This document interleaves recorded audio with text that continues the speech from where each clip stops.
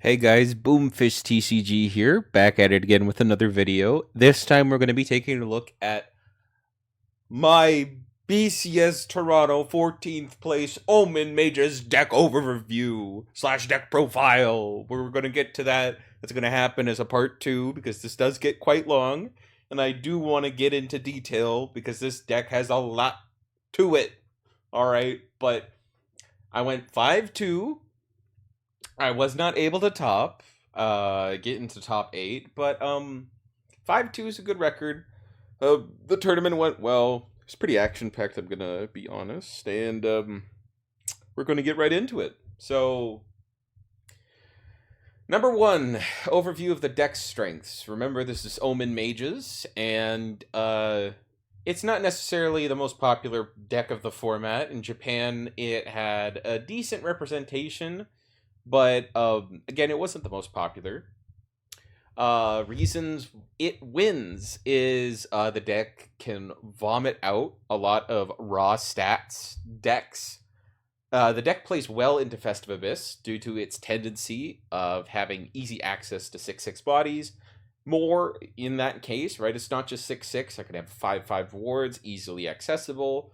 When you get access to, let's say, 7-cost Ryo for your turn 6 plays, that's a 9/9, man.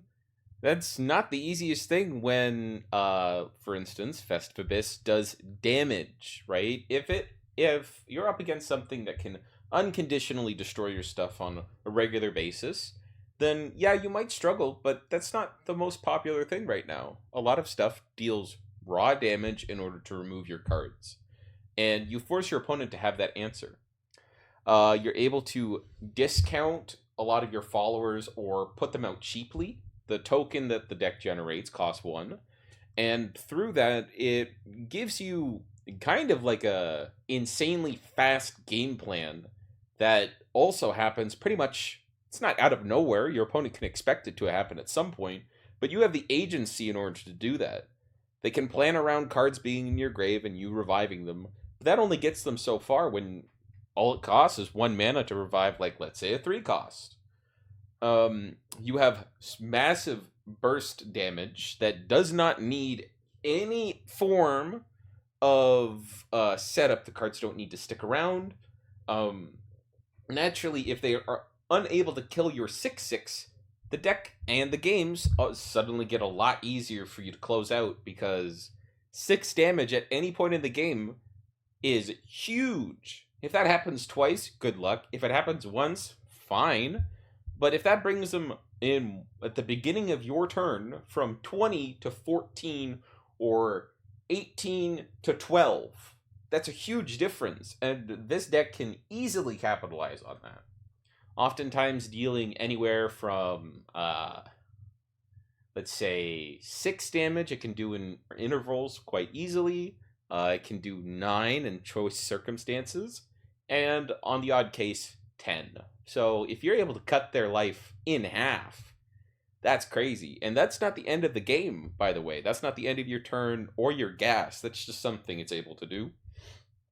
It has a defined and easily accessible endgame due to the high amount of searching for Ryo cards, and that being the reason your deck is winning the game slash ending it. Your turn 6s are both consistent and incredible. Also, this deck has can high roll, obviously. Most decks can. But when this deck does, it is not only a custom game, but at the same time, it is so ridiculously powerful that your opponent genuinely might quit. Not only, like, they might leave the game, they might be like, yeah, dude, you got it. But if, obviously, when we're at BCS Toronto, people aren't going to do that. They're going to expect you to play through your turns. But it's still just that strong. The amount of stats you put up, the ridiculous numbers. I've had a turn 6 where in the same turn, not only did I clear my opponent's board, but I generated 27, 28 stats in the same turn. On turn 6, that's like apocalyptic levels of stats generation. It's crazy. And that happens relatively often. Notable weaknesses of the deck. Um, so I picked five, but these aren't the definition of why the deck's going to lose. Hyper aggro, it's kind of rare. You have aggro decks like Haven or Uma, but both of those the deck doesn't necessarily lose to because the amount of stats, the fat wards you're able to generate, and the healing kind of balances everything out. Especially Haven doesn't have the tools in order to remove your bodies, which just means you get to do pretty much whatever you want. Your life total will get to a risky number, but that in no way means you're going to lose the game. Um, the weakest matchup I've found out is Sanguine Abyss, though. That one's pretty rough. It's not very popular, this format, but they can push some ridiculous numbers early, and it's exhausting to play against. I think when I was playing against Sanguine Abyss, I lost, I think 3 out of 4 games, some ridiculous number like that in testing. Didn't test it that much, but yeah, it'll probably get worse in the future because it does get more support. But at this moment, uh, hyper aggro is not the biggest worry. Mill is real though. You dump through and cycle through such a ridiculous amount of cards in your deck that oftentimes by the time we hit turn 7, I might have like 14 cards left in deck or less, maybe 11. If the game isn't ending in my favor at that point in the game, things are getting really risky. So I have to. You have the agency to choose not to draw in certain instances, kind of hold advantage, not go too crazy. But yeah, sometimes it's unavoidable. Uh, Mowing the lawn. If your opponent is able to consistently clear your early bodies, you might be struggling. That won't necessarily mean it's the end of the game for you, though, because that means they're also taking pauses in developing their own game plan. They can't clear your board at every single moment while developing followers all the time. Eventually, there's going to be a break there. And when you get that, this deck has the swarming ability, but if they can do that at all points in the game, like let's say you're playing into a Kuon player that's drawn very well, yeah, it could be pretty bad. The Taxman, if you run into our Lord and Savior, the Omen from Abyss, uh, yeah, that's going to be pretty rough for you. Not necessarily for the fact that you cannot kill him, but in this current format, Abyss can recycle him very often, and most of the degenerate stuff you do is because the spells you play are free. But if you, instead of being able to pay 0 mana for them, have to plan around paying 1, or it making the token more expensive to the point where you have to pay 2 for it, things start getting pretty rough. So yeah, sometimes that's annoying and can be difficult, but again, it's not the worst, but it's something I noticed. Hard control is pretty tough. Let's say like hard control abyss or I guess Kuon, and in the odd case you're up against control haven. These decks might be pretty tough. They have the option of unconditionally banishing Rios, using Themis Decree, but again, those aren't impossible matchups because in order for them to answer these things, their win condition is pushed pretty late. And oftentimes you're able to threaten with such large stats and large damage pushes that that's not necessarily the end of the game for you. But yeah, again, it's something I noticed. The main combos. I tried my best to make this clear. I know it looks a bit scattered, but these 5 combination of card interactions are what define the deck. We have Yukishima and Orchestral Mage. It's a two card combo where Orchestral Mage interacts very well with Yukishima and allows you to gain a little bit of Storm or Drain. And its Evo allows you to clean up any leftover bodies because Yukishima naturally pings. And when you Evo Orchestral Mage, it deals X damage times 2, equal to the number of Festive and or Mage cards you played that turn. So in this instance of a 2-card combo going second, that deals 2 damage and 4 damage that you can split up, right? That could either kill 2 bodies, or it could answer a 6/6 body that you need to get rid of. And that level of versatility, all adding with the fact that you can gain life / choose to deal additional face damage while clearing your opponent's board, is really cool. You have an early game win condition, which is crazy. If your opponent cannot answer your early bodies, and you are able to put out Grimoire Sorcerer, well, that just might allow you to play Edict of Truth early enough where you could do this on turn 3, consistently on turn 4. If you have to do it on turn 5 going first, it's not the worst because you're still getting consistently 3 bodies on the board, which is how the deck functions. You get that off with 9-cost Ryo, and it's really a selling point of the deck. If your opponent is not able to respect this option, the game might be over as soon as turn 3. Damage loops is something that I kind of discovered throughout the tournament, is if you are holding on to a 9-cost Ryo in your hand, and you have access to Zealot of Truth and 2 copies of Urzat's Elimination. Urzat's Elimination basically summons a guy from grave. And Ryo allows you to sack that follower that you just summoned to put it back into the grave for you to abuse again with Urzat's Elimination.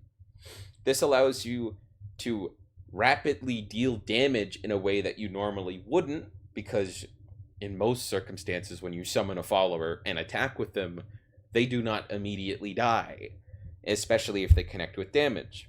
In this instance, though, it's an option of looping damage for essentially only 1 mana, allowing you to deal larger numbers of damage in situations where you don't have access to multiple copies of Zealot. That won me a game against Festive Abyss because in the same turn, I was able to deal 9 damage by looping the same copy of Zealot twice. So that's really impactful and something that's good to remember.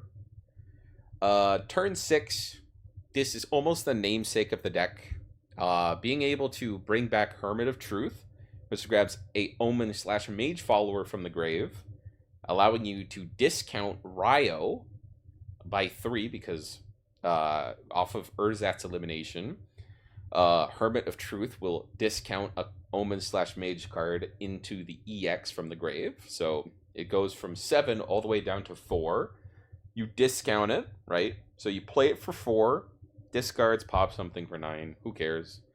And if you have the Evo point available to you, which you have multiple ways of doing that, you get access to one of the strongest Evo effects in the game, especially at turn 6. Being able to check the top 9 cards of your deck, grabbing 3 of them, and then being able to, who knows, burst them to death. Who knows, maybe run some fat stats at them, and then just kind of shrug at them, being like, I have a big ward, I have a big board, deal with it, or immediately lose the game. Chances are, in this format, decks are powerful enough where they'll have some answer to this, but it's a really big button issue that, especially if you're able to do this going first, which you can, a lot of decks cannot deal with that tempo. And also, just noting that it's not only a loop that you can do for damage, sometimes you can loop advantage. Hermit of Truth, bringing back, instead of Big Omen, like Big Ryo, or perhaps Omen or Zealot of Truth, or any of the other Omen / Mages, you can loop Adherent of Elimination, which is a card that allows you to search your deck for either of the Ryos from your deck, which is incredible, mind you, because if you do this on turn 2 going second, so you already have searched out 1 copy of your Ryo, but you don't have the board presence to take advantage of it, if they clear your Adherent of Elimination, you are then able to continuously bring back and Evo Adherent of Elimination due to its auto Evo effect if it's not brought from the hand. And through that, you're able to deck things like mad and get access to your engine and how you win the game immediately. There are very few decks that get this level of consistency. I'm thinking maybe Lashena and a few others, but nothing on this level. This is crazy. So this is why I love the deck. Every piece of this is why it is exhausting to play against Omen Mages, because in some instances your opponent might be able to answer these resources that you have access to, and it will lead to them winning the game.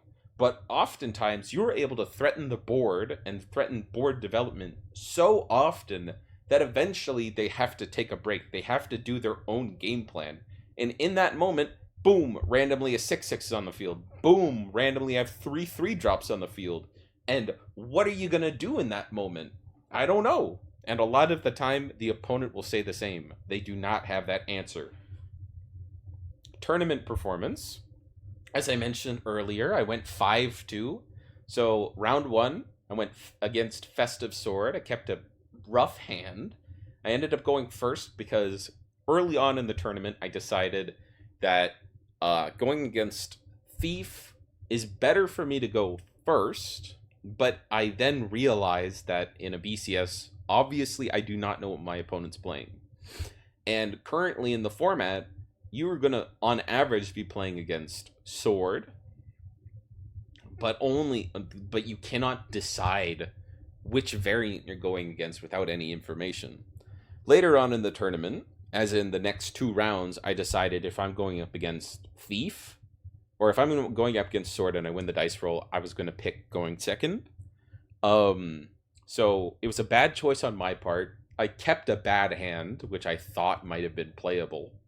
I tried to do the aggressive Grimoire Summoner or Grimoire Sorcerer play just to see maybe they don't answer it, maybe I immediately win the game. He answered it. I did not win that game. Thief Sword, the first one, my opponent had a rough hand. He didn't get access to his Octresses fast enough. He had to continuously cycle the same card, and due to the fact that he chose to go first, it was really rough for him. And yeah, eventually he was able to start doing something, but it was not soon enough, and the advantage generation was way too strong in my part. Round 3 got a little bit spooky. I have no idea what happened. I would have to see the recording of it to tell you, but that lady that I was up against, kudos to her, she milled me more than any other Thief player I have ever played in my entire life. On turn 7, I had 3 cards left in my deck. What? I've never experienced that. 37 cards out of my deck. And the only reason I won, even though that if I played a little bit riskier, I could have won before passing turn, is because she ran out of mill. She left me on 1 card, and I was able to deal the necessary damage. I did a huge Yukishima turn, plus bringing back 2 Zealot of Truths. Orchestral Mage plus 2 Zealots was 10 damage. I threatened lethal. And she was able to answer some of it, but unfortunately she wasn't able to mill me for game, and that led me to winning. I went up against Uma. Unfortunately, that fella drew Duramante exactly when he needed to. I think he didn't have a very strong start, but it was good enough. I wasn't able to answer it that well. I played greedy, I'm going to be honest. So in both instances, I lost. I purposefully chose to play incorrectly, and I just got punished for it. So I cannot be mad at them because they were truly just my fault. Festive Abyss, the first one, I was a bit nervous going into it because I knew it was a strong matchup, but Festive Abyss is still just a risky idea, right? There's just so much damage they put out. I was able to establish by turn 5 I believe a 6/6 Omen Mage. So I had a 6/6 Ryo on the field and a 2/2. And unfortunately for my opponent, he just had to develop his game plan naturally. He was not able to clear either of those. And due to that fact, when it came to my turn 5, I was able to damage loop I hit him. He was at 16. I hit him for 8 to start my turn. I looped the same Zealot of Truth twice, and then I played a Truth's Adjudication from hand, dealing 9 damage, and I was able to kill him then. The second game against Festive Abyss, my opponent had a very slow start. He ran into 3 copies of the same card, which was not fantastic for him. By turn 4, he still had a healthy number of cards in his hand, which is not what the deck wants to see. And by the time I started actually developing my stats, he was able to answer my first Ryo. So my first 6/6. But by the time I played the second one, unfortunately, the deck's just got a really rough matchup into that. And he wasn't able to answer it.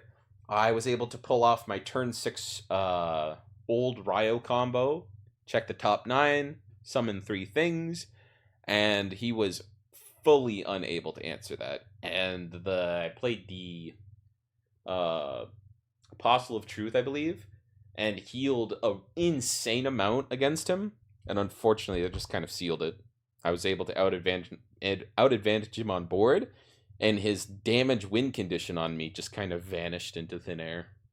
So that was good. Again, Festive Abyss is a good matchup for me. And unfortunately, the Wasteland Sekka game, I won, but it was pretty handily in my favor. My opponent did not see early Sekka. That's pretty bad. And his first 3 turns were summon, Shamu, hit me in the face. Okay, take 1, I'm at 19. Pass to me. There's no 1 cost in the entire deck. Pass to him. He plays Vagabond Lizard, hits me in the face with Shamu. I played Adherent of Elimination, dealing 2 damage to his Vagabond Lizard, and trading into the Shamu. Alright, that's not that great for him. I believe he followed it up with a Spinaria, which in that instance, the only card he was able to grab was Shamu. He played it. And yeah, that's not very good. I could be getting the turns mixed up, but even if he had to do that on turn 4, it was still really bad for him. He was able to eventually develop a Pierce Eye, which did help him, but his follow-up was simply not strong enough, and I was able to resolve 2 Edicts of Truth back-to-back from turns 4 to 5. First one was discounted by Grimoire Sorcerer. Didn't hit that fantastic. The second one hit better, but it still wasn't that great. And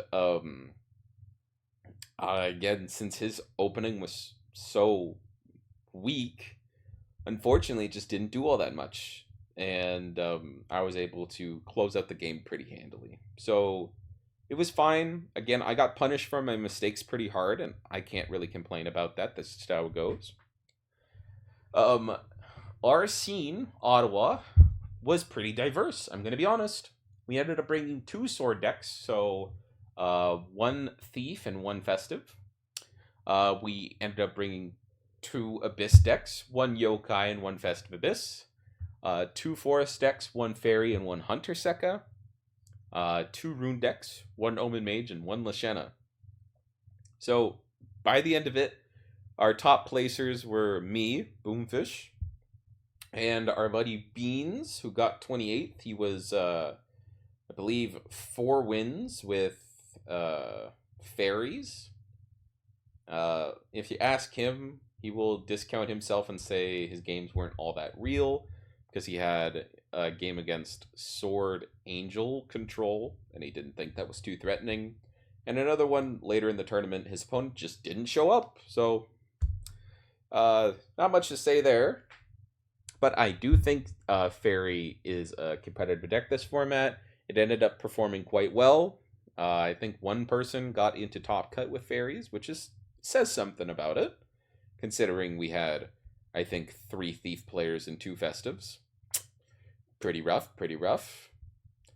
Thoughts on the tourney? Even though that the pants exists, Armor of the Stars, I do consider this quite a diverse format. As you can see, Ottawa was pretty spread out.